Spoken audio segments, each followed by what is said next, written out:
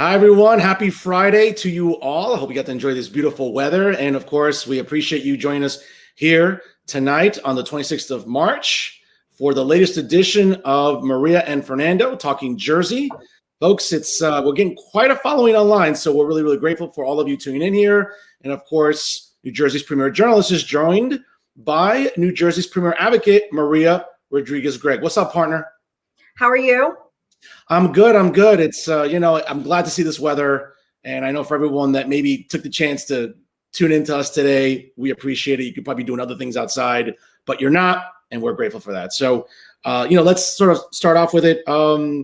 Maria, we talked over, during the week, and I know you brought it to my attention, but there was a letter addressed to the chair of the Democratic National Committee in Washington. It was also copied to the honorable chair of the New Jersey Democratic Committee here, John Curry, as well as Leroy Jones, the chair of the Essex County Democratic Party. And apparently, as I'm looking at some notes here, it was a pretty extensive letter over the week that was published. It's a PDF form. It's pretty, pretty lengthy, but essentially it is from Black activists in the state. And I know they also copied Governor Phil Murphy, both U.S. Senators Robert Menendez and Cory Booker, Senate President Steve Sweeney. And I think to the essence of it, I'll just read like the first couple of lines here. It says, quote, "The Democratic Party cannot allow Blacks and women to be treated this way. I'm standing my ground in declaring what you should already know. There's no room for rank misogyny and racism in the Democratic Party. For nearly 60 years, Blacks have been the most reliable Democratic voting bloc at the national, state, and local levels." But it seems that when you read this letter to the DNC and also even to the state Democratic Committee, it seems like a lot of Black leaders from all across New Jersey, Maria, aren't very happy, I think, with the ROI that they're getting from the Democratic Party. I don't know. I mean, I'll let you go first on this because it seems like it's a really polarizing issue every election cycle.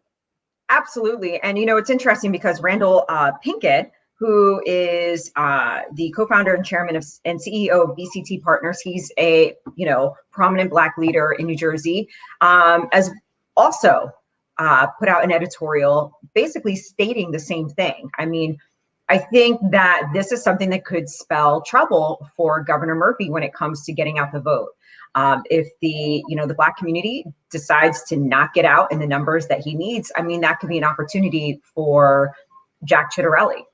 And he's already seizing on that opportunity. He put out a video this past week, basically discussing this letter and concerns in, regarding Murphy and Democrat Party and how they're treating minority communities across New Jersey. You know what? And we've talked about this on previous episodes. And folks, again, we appreciate you tuning in here live with Maria and Fernando Talking Jersey here on a Friday, 26th of March. You're right about that. And it just seems that I feel Jack is being smart about it, but it just seems that the state GOP only really is proactive when it comes to issues like this during election season. I think they should have been working on this for some time, reaching out to Black and brown people, reaching out to the inner city communities in New Jersey, and basically telling them what we already know.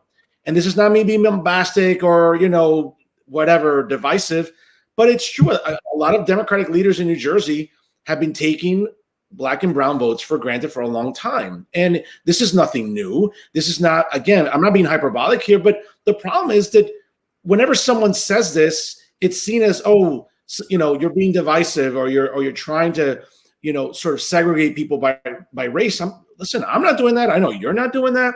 And I think any commentator that's talking about this has to be, I think, accurate about the fact that, listen, take your pick, the south side of Jersey City, Newark, Elizabeth, New Brunswick, Camden, Trenton, the Plainfields, okay? I mean, these are not the best areas in New Jersey. And I'm not saying that to be, mean, but it's the truth, okay? I can say that I visited. And it just seems that local Democratic leadership and at the state level aren't really interested, I think, in making the towns better. Like, I always say this constantly, and people get on me.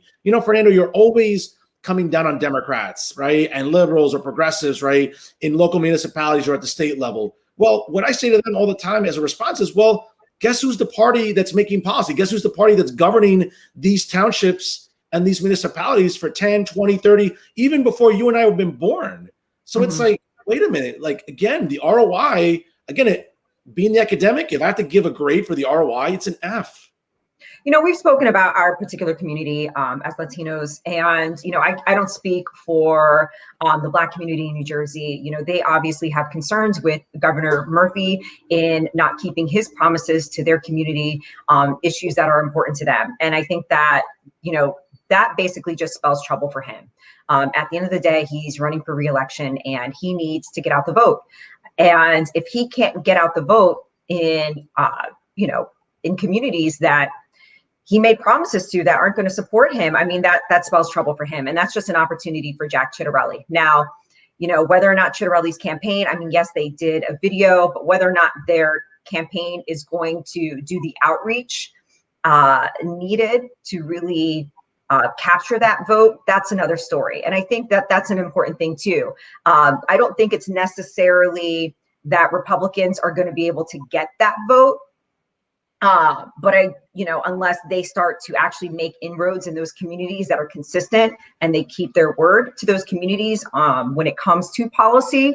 But I think it spells an opportunity if they don't get out and vote. And the only thing that I see that's helpful for Murphy is that it's early enough in the campaign that he can change course, do enough outreach, and he's in a position to essentially, you know, make promises that he could possibly keep. So, you know, but it does, you know, again, we've talked about this with Republicans, why it's important to consistently do outreach in communities that aren't necessarily your own, because you never know when there's an opportunity to really capture that vote. So we'll see, you know, what that means for Murphy in the long term, and if Ciattarelli's camp is able to do anything to capture that vote. No, you're right about that. And again, you know, we've talked about it on the previous shows here, and, you know, we're looking at some percentages here. I mean, the governor still has a lot of favorables. His approval rating is still above 60%, as we approach April already, coming up next week. And again, you know, we've talked about it before where, yes, historically, the governor is sort of behind the eight ball, right? A Democrat hasn't been reelected governor since Brendan Byrne. That's a long time ago, you know, but back in 2009, you know, then Governor John Corzine, who was just awful. He was downright atrocious, you know, but again, his opponent, Chris Christie, came up with a pretty smart plan across all 21 counties. He knew he would lose certain counties, but he still went to them anyway. So guess what? Instead of, I've talked about this before, here in Hudson, for example, instead of traditionally where Democrats tend to win that county 90-10, guess what? In 2009, you know, Corzine only won Hudson County like 65-35.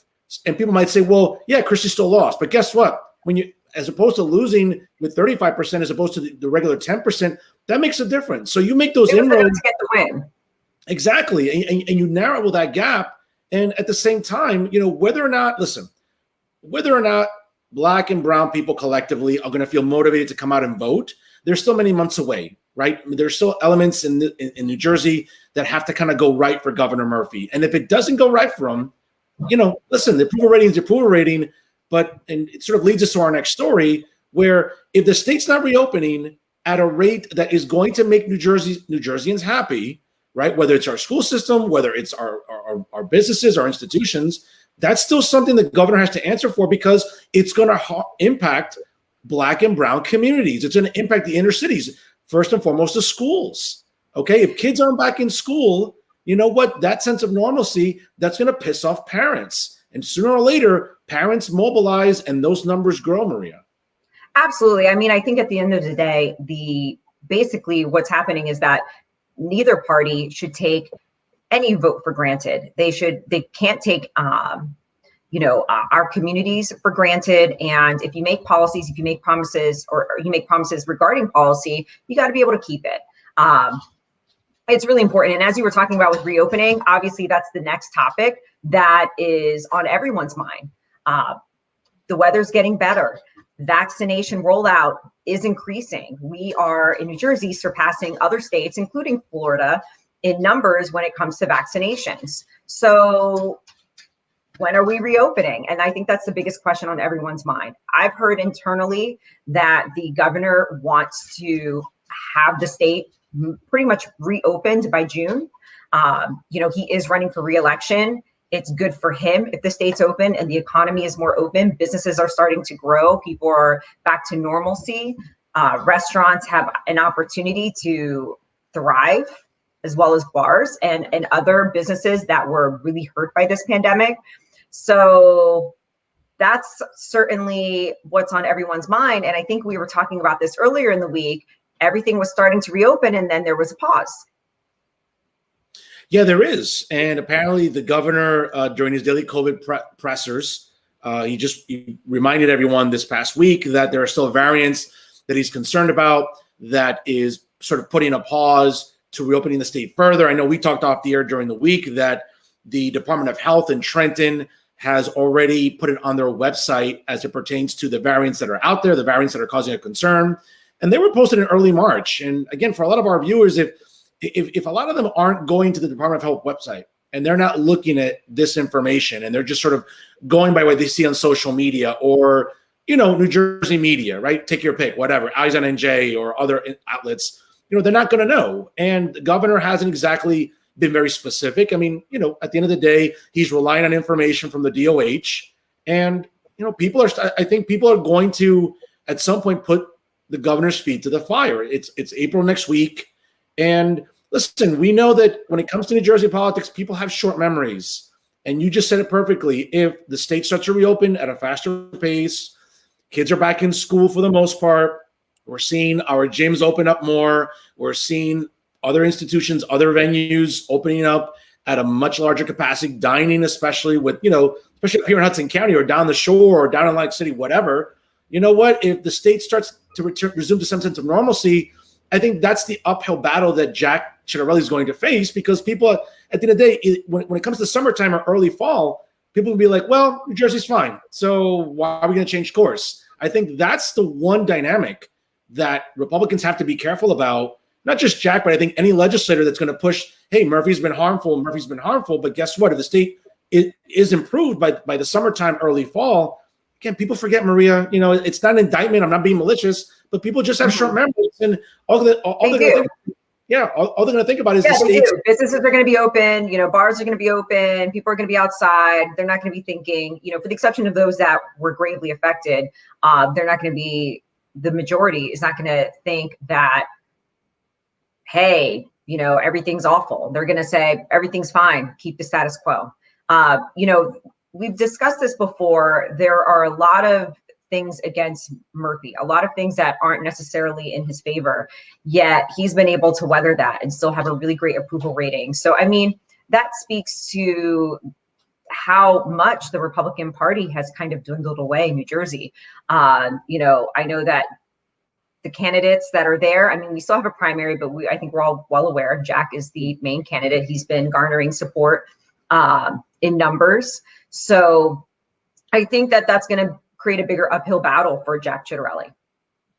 I agree. And listen, and I kind of want to put the New Jersey GOP on notice, because this shouldn't all fall on Jack's shoulders, assuming he'll be the presumptive nominee. But it just seems like the NJ GOP, and again, I haven't seen their books. I can't comment as to their financial situation, because it's easy for me to talk here at home, right? In my own home studio, talking about like what the NJ GOP has at their disposal money-wise. But you would think that if their donors are serious and they want to get that message out, they should be sort of beating the drums about, hey, New Jersey, I get it, vaccine rollouts are coming out.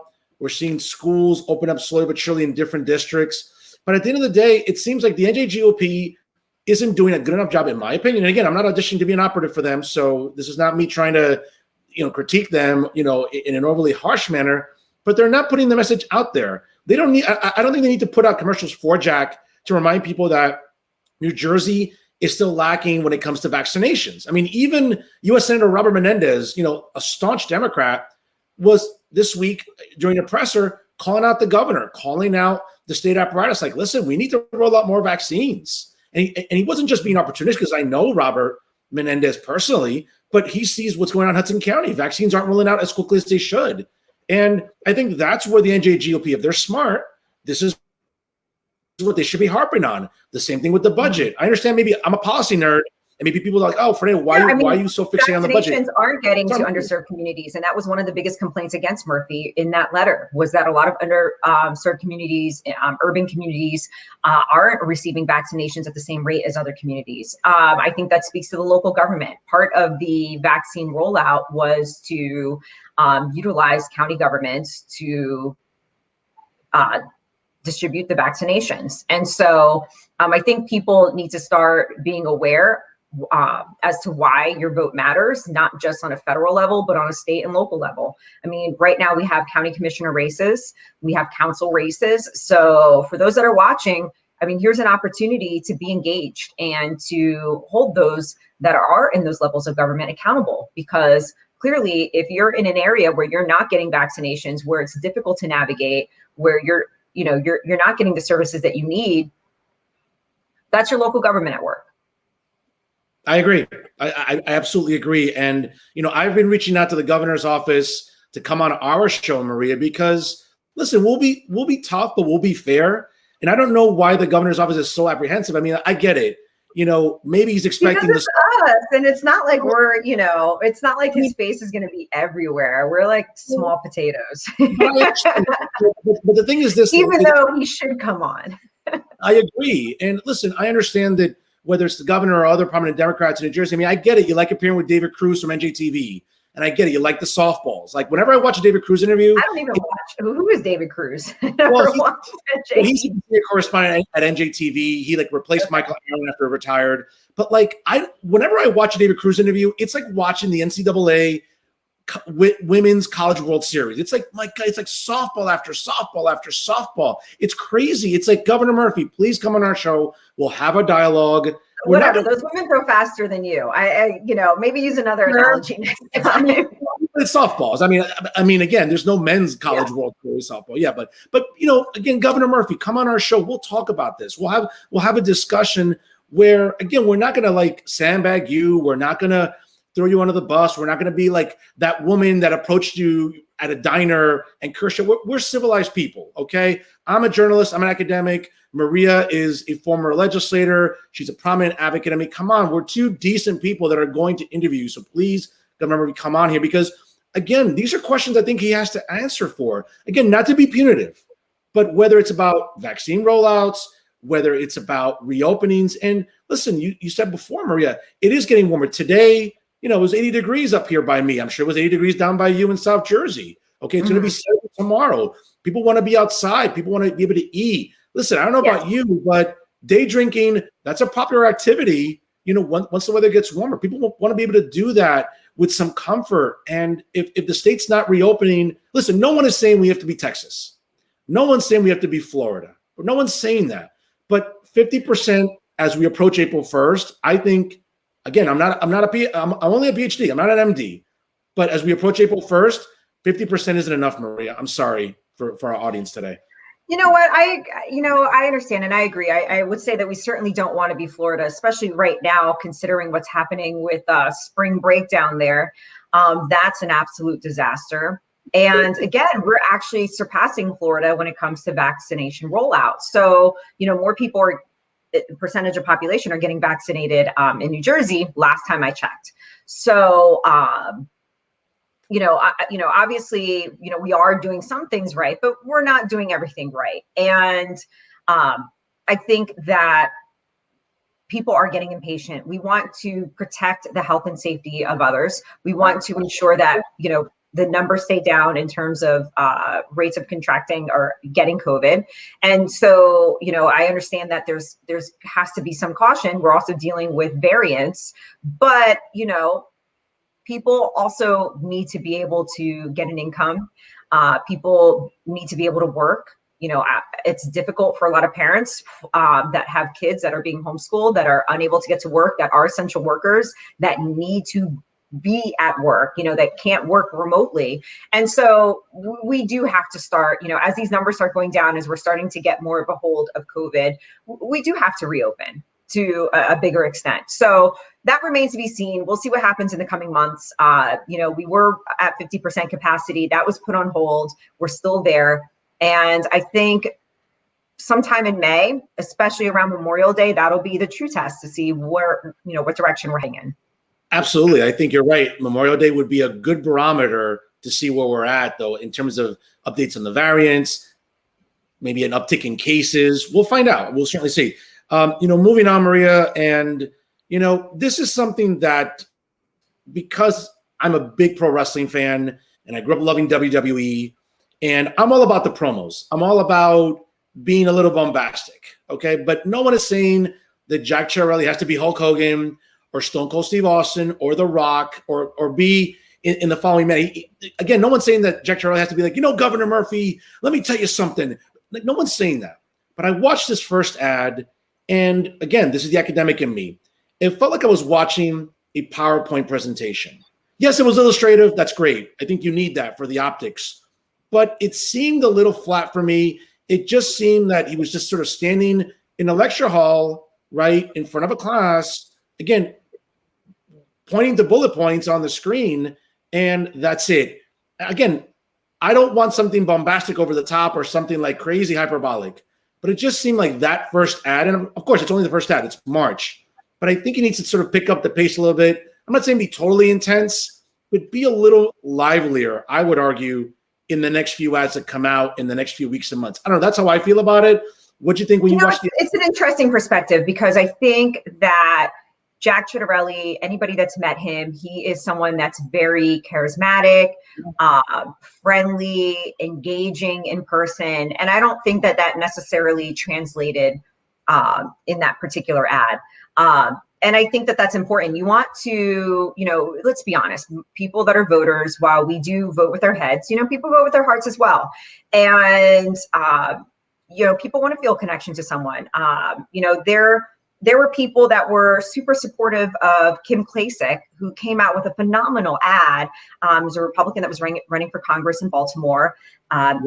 Probably got about 6 million in donations through that ad. It was a very dynamic ad, and most people didn't even know her platform.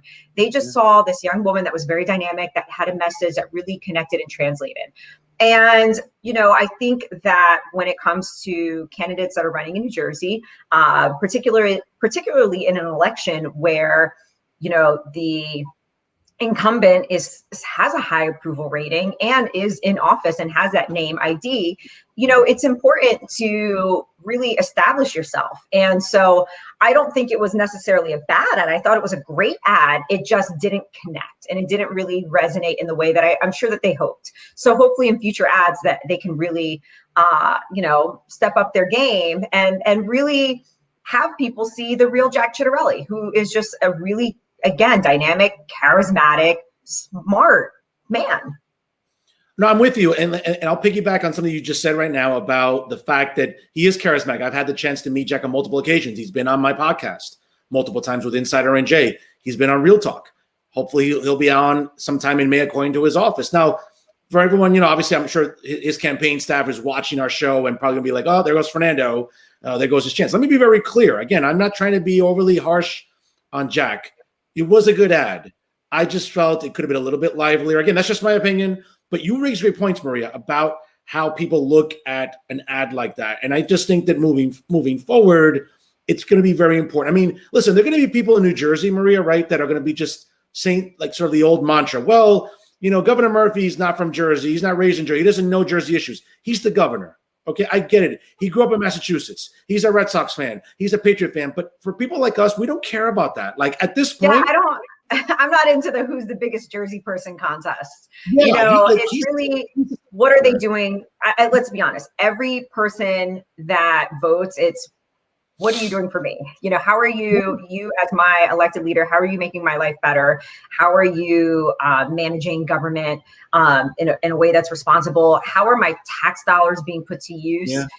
The one thing that's for sure, death and taxes. We all know we have to pay taxes. That'll never change. So are they being, put to use in a way that benefits all of us? Those are things that people think about. Is government being, are you being too intrusive with government? Are you taking, there are just so many things. But for the most part, too, it is an opportunity for Jack to really put himself out there and connect when it comes to these ads against somebody that's an incumbent.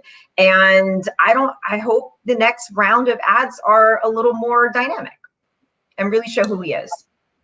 I agree with you. And again, we'll see what happens in the next few weeks and months. I mean, I'm hopeful that Jack will want to come on maybe this show in addition to my other shows. I mean, we'll see.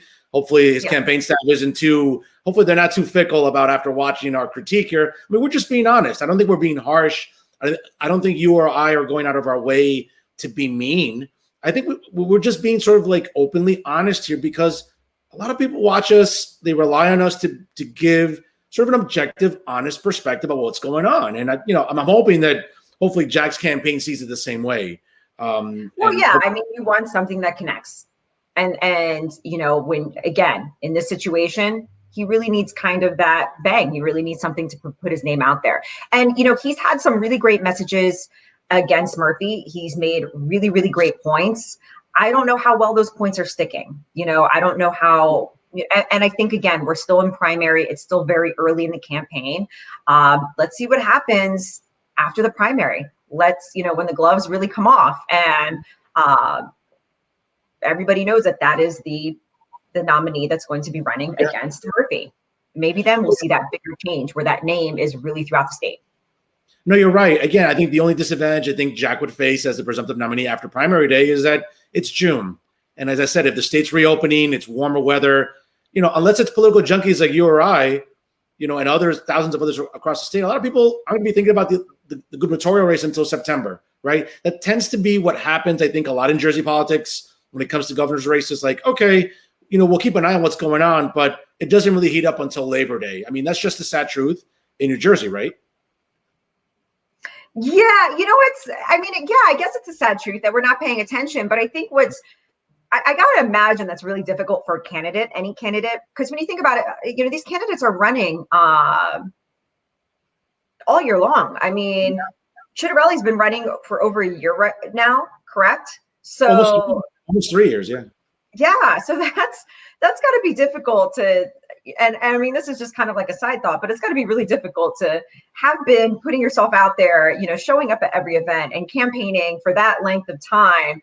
And you have people like us saying, well, it's not going to heat up till September, Well, I mean, hopefully not. But I mean, it seems that sometimes that becomes almost inevitable, right? Because maybe, New Jersey media isn't really like focusing in on it. Maybe the governor and Jack, I'm sure, will be making appearances all summer long, right? They'll be going down the shore. They'll be in various counties at rallies and everything else. So we'll see. I mean, obviously, everyday people. I mean, us voters right now, I know, for the most part, I mean, we are engaged in politics because this is something that we've done for a living, that this, we care about. Obviously, we have the show, but I would just say for most people that I know, I mean, especially with this pandemic, that's still affecting so many people. I mean, they're concerned about school schedules, when their kids are going back to school, putting food on the table, managing bills. I mean, the economy has certainly been hurt. A lot of people have lost their jobs. Some of them are just starting to get them back. Some of them are just starting to work again. So I think right now that's probably the last thing on their mind.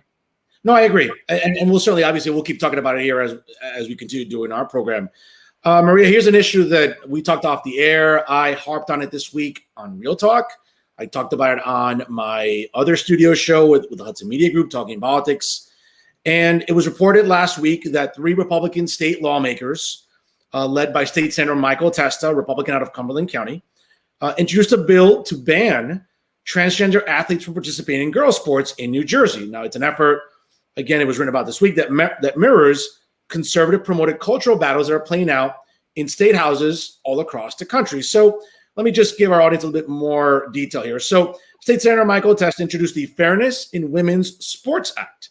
Now, if passed, it would force students to compete under their biological gender at birth, reversing state rules that accommodate transgender athletes.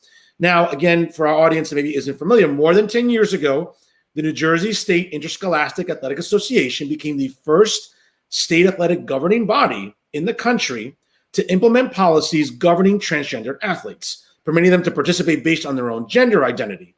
Now, those rules were strengthened in 2017 when the NJSIAA removed a previous requirement that those students provide proof of identity. Now, State Senator Testa went on to say that his proposal is about creating a level playing field in sports, a claim that's been echoed by Republican legislators stretching all the way out west to Idaho, to South Dakota, even down south in Mississippi. Now, Senator Testa went on to say, quote, I think that allowing transgender athletes to compete against genetic females really flies in the face of fairness and in the plain and unambiguous language of Title IX. Again, for our audience, Title IX was passed in 1972, which protects people from discrimination based on sex and requires equal opportunity by gender in educational activities and at institutions that receive federal funds. Maria, I've been talking about this wholeheartedly. You know, I'm a big sports fan. I know you are too. And I'll pose a scenario very simply. And I know what your response is going to be, but let me just get this out there. I mean, I started my show on Monday with this caption, and I started it yesterday. I'll start it again today.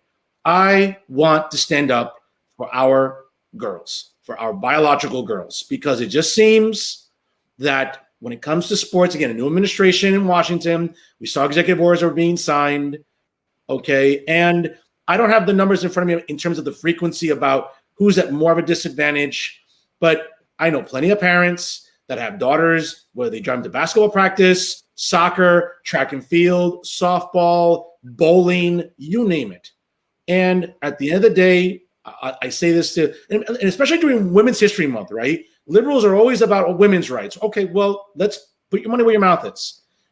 Liberals and progressives, they're really about protecting women's rights. They should be in Trenton at the Capitol building. They should be in every state house talking about, you know what, this is fundamentally unfair to our girls. Because, again, and I'm not trying to be bombastic here, okay, but if Jim, who now identifies as Judy, decides to participate in high school sports, okay, and for any of our audience that has a girl playing basketball, you lead the county conference in scoring. You break every foreseeable record, assists per game, points per game, three-point shooting, whatever, and you're a junior. Guess what? You go to your senior year, maybe you're looking at colleges, maybe colleges are looking at you, maybe you're in line for a scholarship. And we all know that they're scarce enough as it is, okay, even before COVID, right?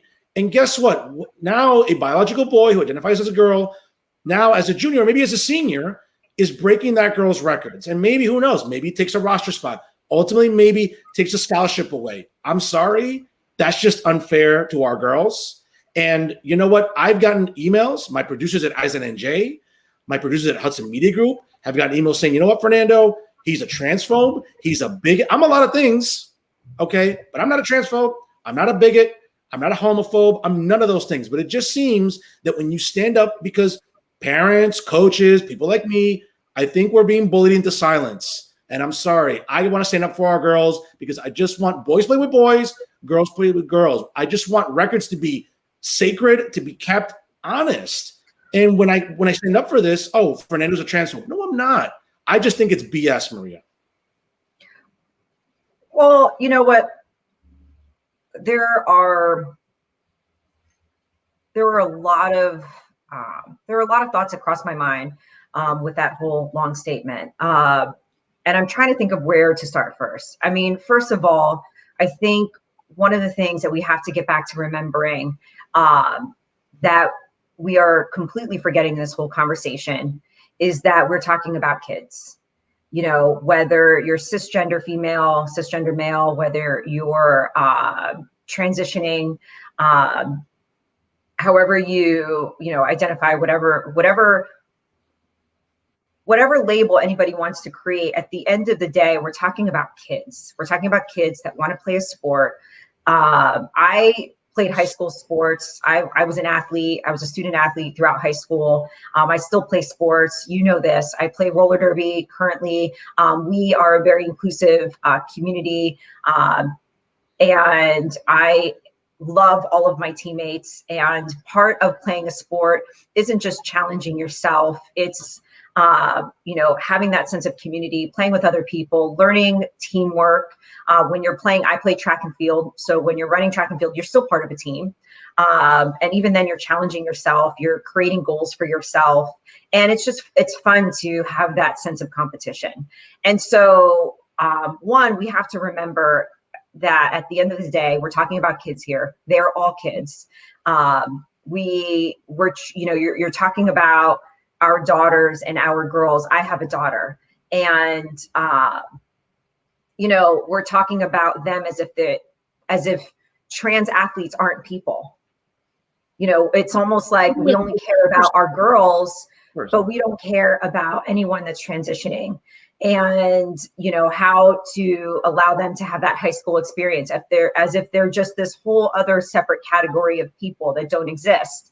And I don't think that that's a fair way to go about creating policy regarding this. And I think the one thing too that we keep talking about our girls, one, why do we keep singling us out as if we are that inferior and unable to compete? And we're forgetting that trans athletes aren't just those that are transitioning from male to female, but also female to male, male to female, but also female to male. And, there was, and I do recall there was the one wrestling athlete who was transitioning from female to male, and they were not allowed to compete as a wrestler in the male sports. They had to stay in the female category because they were banned. And that created a completely unfair playing field. That created a lot of animosity, and that greatly affected this athlete who just wanted to wrestle and just wanted to play the sport. So I think that when we're having this conversation, we need to be, if we want to talk about fairness, we need to talk about everyone. We have to remember that these are kids that want to compete, and we need to create policy that is truly takes into account so many factors. And I think that there's a lot of misconceptions as well. I mean, something that you said earlier made it sound like I could just sit there and say, you know what, I think I want to be, that this is not how I want to identify this way, and so I'm just going to do it. I think that people don't realize that there's a whole process for someone that's transitioning. And, you're talking about hormone suppression, and for about a year, at least a year, by NCAA standards, at least a year. So it's not like I just decide to just compete and that's it. There's just a lot to pack. I mean, we're talking about fairness. If you really want to talk about fairness in sports, and when we talk about any of that, I mean, then look at the NCAA recent competition. I mean, the women's basketball, men's basketball, the women with the NCAA tournament, the one team, I mean, they had literally a set of dumbbells as their area to work out, while the men's team had a whole gym. And we're talking about fairness for women.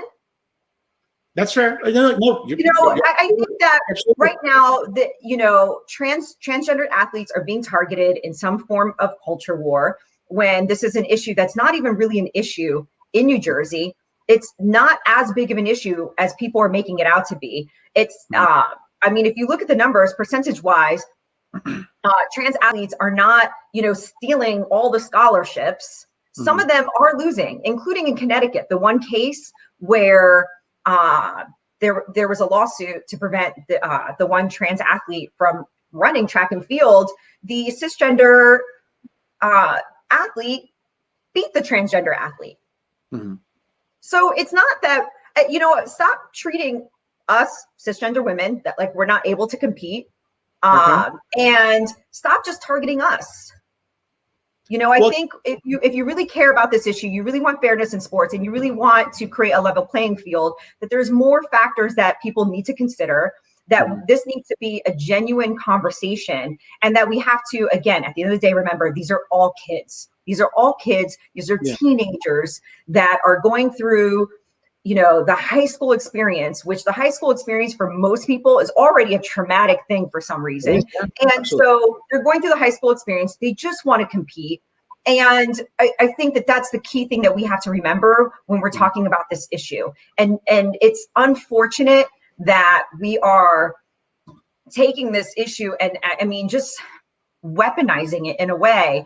It just, I really am, I have a lot of thoughts regarding this, but I think that you know, in New Jersey specifically, that we have so many things happening, that so many concerns. You know, there are people that are getting hit with COVID at higher rates.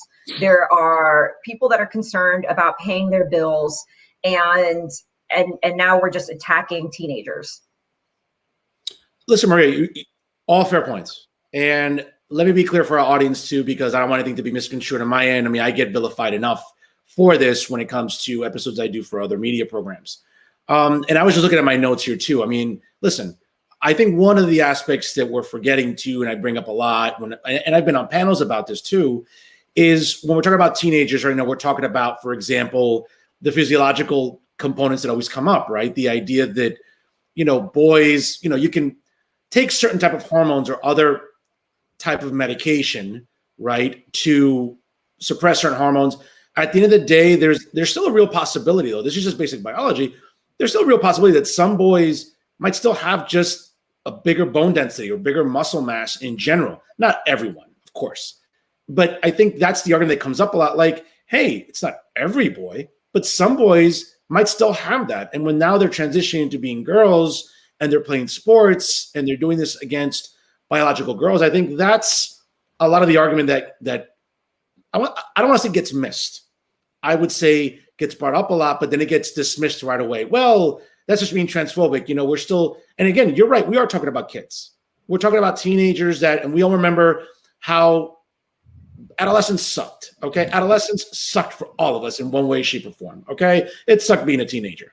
Okay. I don't think I would want to relive that, you know, and I'm sure many in our audience would agree.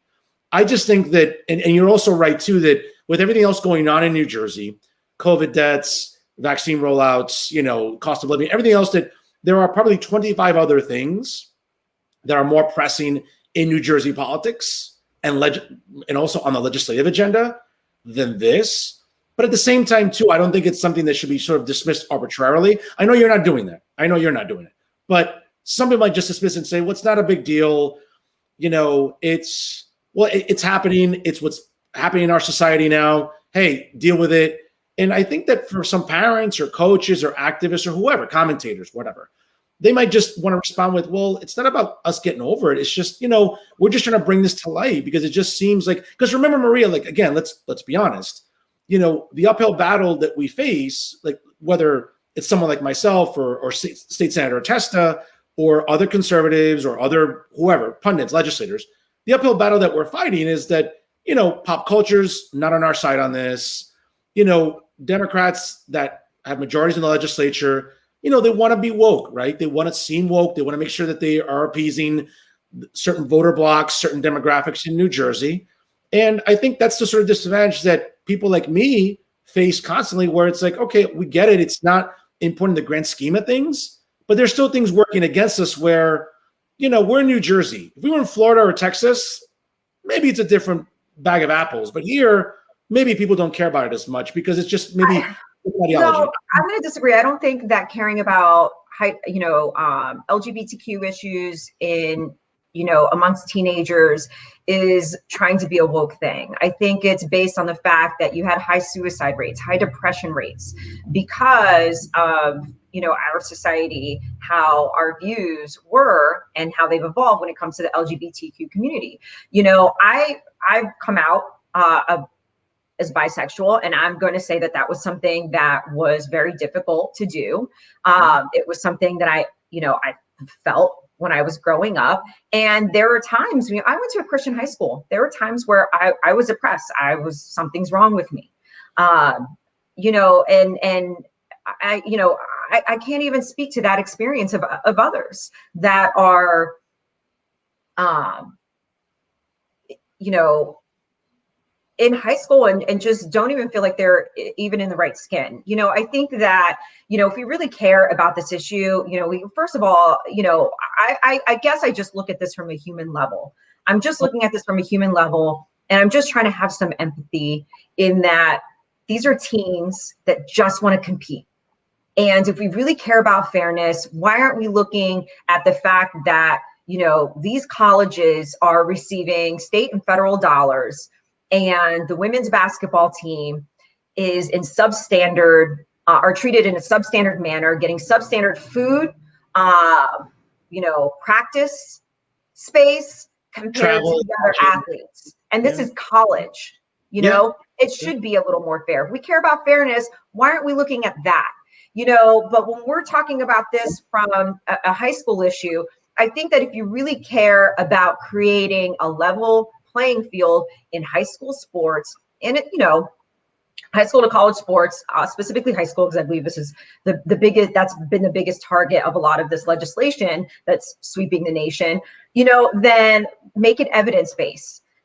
Adjust as we get more evidence. Bring everyone to the table to have this conversation, not just arbitrary, and look at all athletes.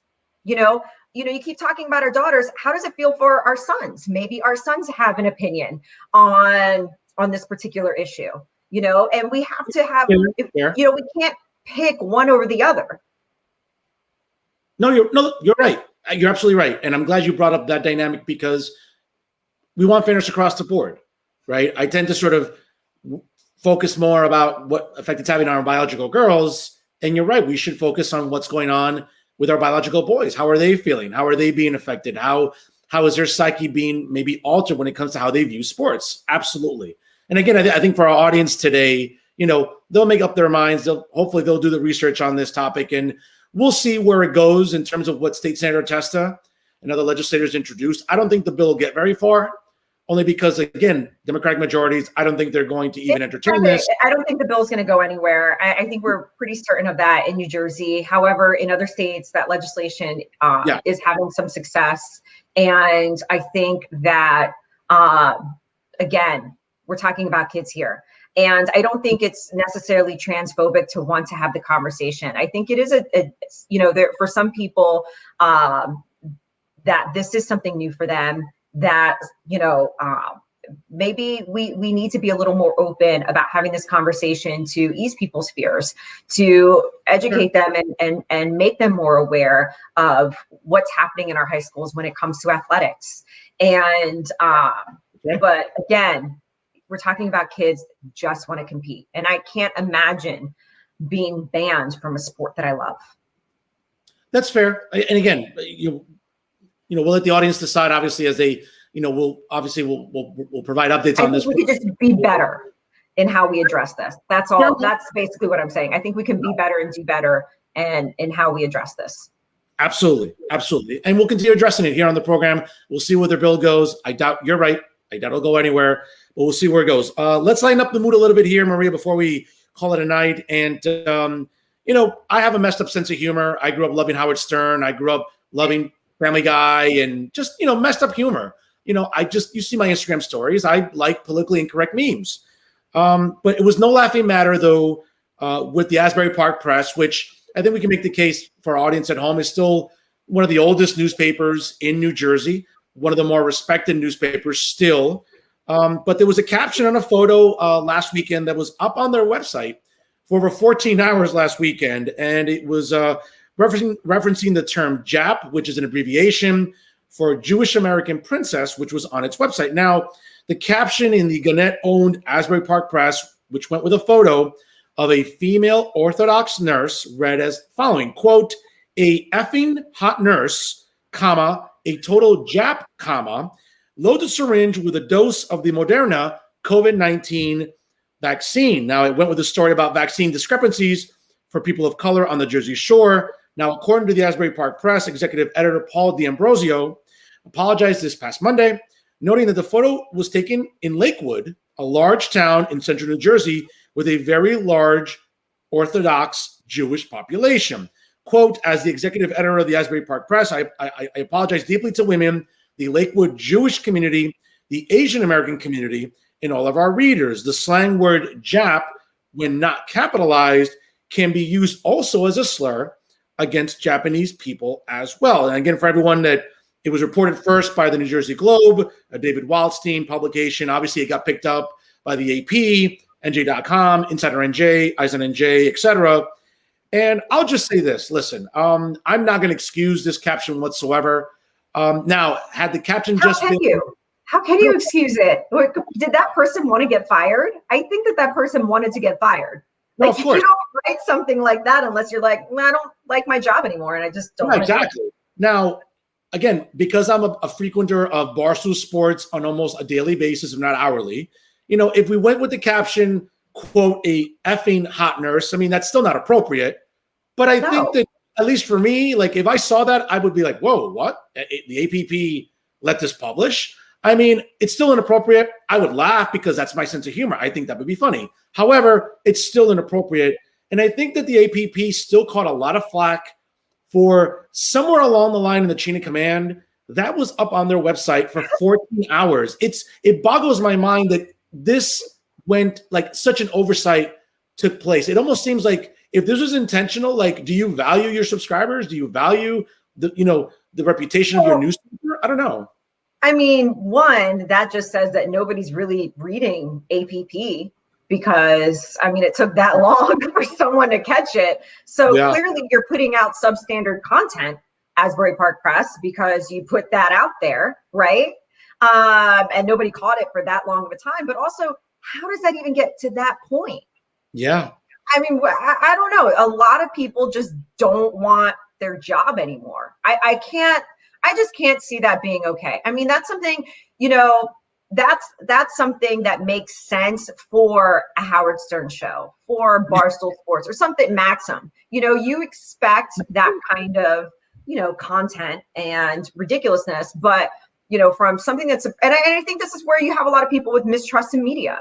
A lot of people have been launching claims against media, whether it's conservative or liberal or whatever. And it's partially because of this, because, you're getting content that's out there that's not being checked. I mean, I can't say how many articles I've read that aren't even spelled correctly. It's like, That's looking at a bunch of, it's like I might as well just scroll through Facebook because it's kind of the same content, So, I mean, it's really, it just speaks to, the level of substance.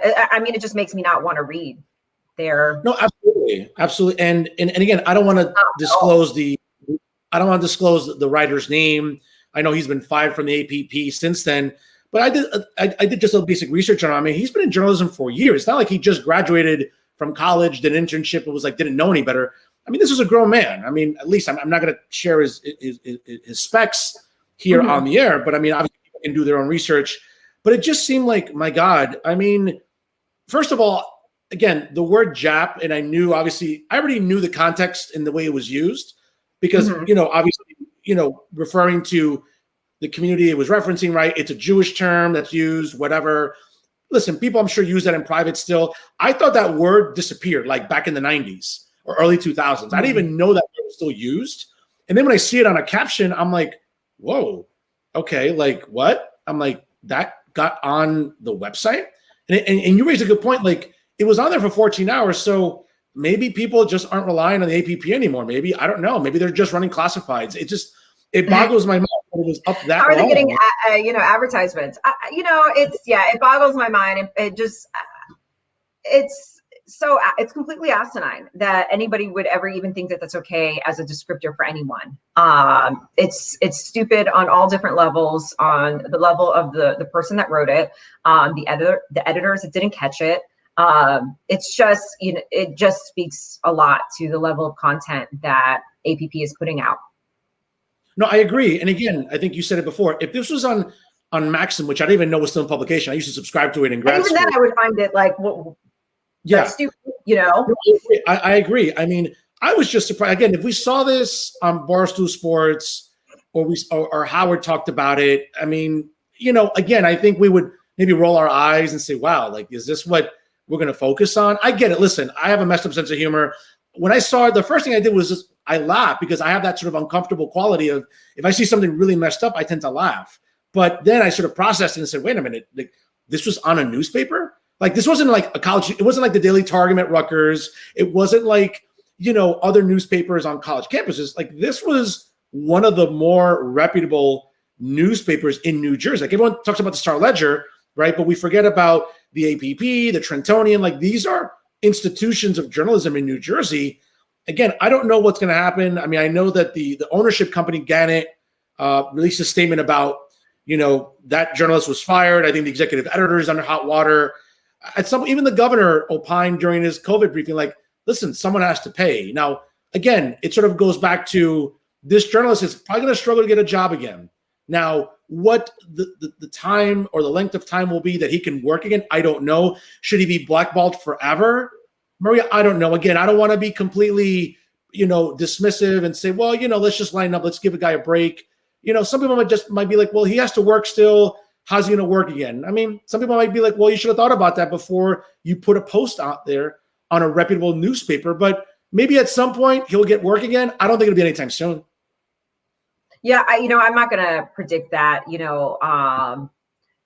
I think that, there's always an opportunity for people to evolve and grow. And sometimes that comes with consequences, just because, I'm still just blown that anybody would think that that's an okay thing to write. The level of minimization of women, from what's supposed to be a respectable news outlet in New Jersey. It's just completely disturbing. And the fact that it was up there for as long as it was, that it got through the editor, everything, and also just why. What made that journalist think that that was an okay thing to put out there? It makes me wonder, and then this person was a journalist, there's obviously other things they've written.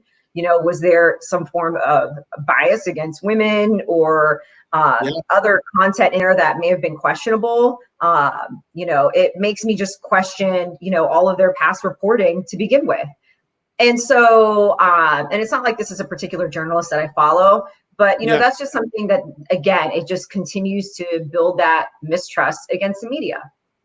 Yeah, you're right. And, again, we all have our opinions about David Wildstein, but man, he can find a needle in a haystack like nobody else because, a lot of news outlets didn't pick up on this. I mean, he really finds everything before anyone does. Yeah. For those that don't follow David Wildstein or New Jersey Globe, I mean, I'll tell you what, he's got the dirt before anyone. Like, it's almost like he's just hiding out in people's bushes. You're right. He knows before they know there's trouble. Yeah, you're right. And it was interesting because as soon as Wildstein's piece on the New Jersey Globe went up, I mean, literally within minutes, like it was everywhere. It was on Insider NJ, Eisen NJ, like there was memes about it. And I'm like, oh my God. And I don't know, again, it's something that, I mean, we'll see what happens with the APP, but they certainly took a hit PR wise. Maria, before we're just about to approach the top of the hour. We're just about to, close up shop for the night, as they say. I'll give you the last word here. Anything, we should look out for in the next couple of weeks here until our next show? There are a lot of people that are running for office. There are a lot of races that are happening, a lot of legislative slates being announced. I think that, anybody that cares about their livelihoods in New Jersey, their tax dollars, it's not just the governor. You need to start looking at your state legislators, your county commissioners, your local mayor, council, school boards. Start paying attention to who's running. You have some primaries. If you're a Democrat, you have some serious primaries that are happening throughout New Jersey. Republicans, hey, if you want to see more Republicans get in office, again, a Republican governor and a Democrat legislature is probably not going to get your agenda across. So maybe start focusing on these legislative races. There's just a lot happening. So people pay attention. And also, teenagers. All of these kids are our kids at any point. Any one of those kids can be our kid. And so I think that we should treat every kid in New Jersey, in our community, as if they were ours and give them the respect and love that we would give ours. That's all I want to say to everyone. Spoken like a true, loving, and adoring mom. Close to that, Maria. Folks, again, we'll resume our program on Friday night, April the 9th. In the meantime, again, have a great April Fool's Day, everybody. Be careful with your pranks. People, sometimes get a little sensitive on April Fool's Day. But everyone, please enjoy the weather. Please party responsibly in whatever capacity you can. And we'll see you, folks, 6 p.m. Eastern time, Friday night, April the 9th, for the latest edition of Maria and Fernando Talking Jersey. Real quick, I know when we reconvene on April 9th, it's the start of baseball season since it starts next Thursday, April 1st. Let's go Yankees to all our audience. And, everyone be safe out there. We'll see you Friday night, April 9th. We'll talk again soon.